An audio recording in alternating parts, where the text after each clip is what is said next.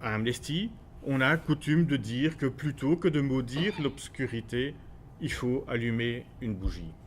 Et c'est réellement dans cette perspective-là que Amnesty s'associe à cette initiative de l'ANPU pour le 70e anniversaire de la Déclaration universelle des droits de l'homme. On ne s'engage pas en faveur des droits humains si l'on n'est pas d'abord informé d'un grand nombre je dirais de tout ce qu'on a dit, du nombre d'exactions qui sont commises à l'encontre des droits humains.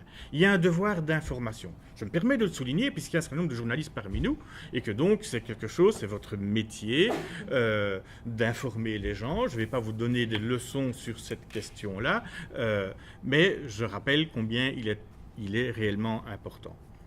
L'éducation aux droits humains, c'est informer. Mais l'éducation aux droits humains, qui veut avoir un engagement réellement de la part de chacun, ne peut pas se contenter d'informer. Si je suis informé, mais que cela ne m'amène aucun sentiment particulier, je ne vais pas m'engager forcément. Et donc, il faut que l'information crée un sentiment.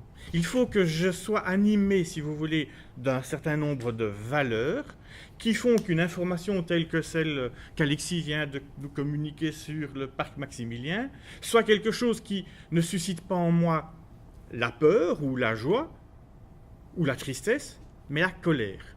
Cette indignation qu'on a bien entendue dans sa voix.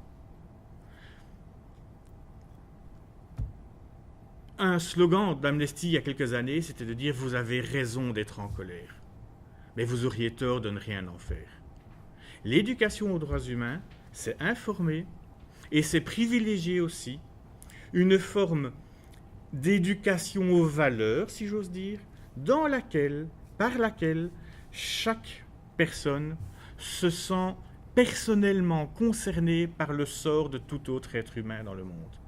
Se sentir personnellement concerné par le sort de tout être humain dans le monde.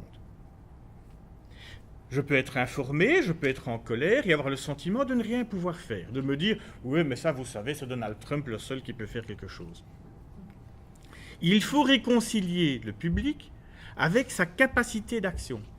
L'éducation aux droits humains informe, elle met en colère et elle doit convaincre du pouvoir de chacun de changer les choses. On a aussi une manière de le dire. À Amnesty, on aime rappeler à chacun « Vous avez plus de pouvoir que vous ne le pensez ». L'éducation aux droits humains, c'est informer, c'est créer ce sentiment de la colère et c'est prendre conscience qu'on a du pouvoir. Et ensuite, alors, agir. Et agir de façon utile, pertinente, efficace. Et la question de la DGUDH, c'est chaque jour qu'il faut être à ses côtés et qu'il faut l'avoir dans sa poche. Mais en même temps, la célébrer à l'occasion du 70e anniversaire, c'est quelque chose d'important et il faut qu'on puisse la porter, l'amener chez chaque élève de la communauté française de Belgique. On se souvient souvent de l'article 1er et de l'article 1er, on se souvient de tous les êtres humains naissent libres et égaux en dignité et en droit. La deuxième phrase est importante parce qu'elle dit « Ils sont doués de raison et de conscience et doivent agir les uns envers les autres dans un esprit de fraternité. » Devoir agir les uns envers les autres dans un esprit de fraternité, même si après on peut revisiter les termes eux-mêmes, c'est un ordre de mission. C'est cet ordre de mission qui est celui d'Amnesty International depuis tout le temps et qui fait que de façon tout à fait naturelle, nous voulons nous associer à cette initiative qui va aider à célébrer ce 70e anniversaire de la meilleure façon qu'il soit. Merci.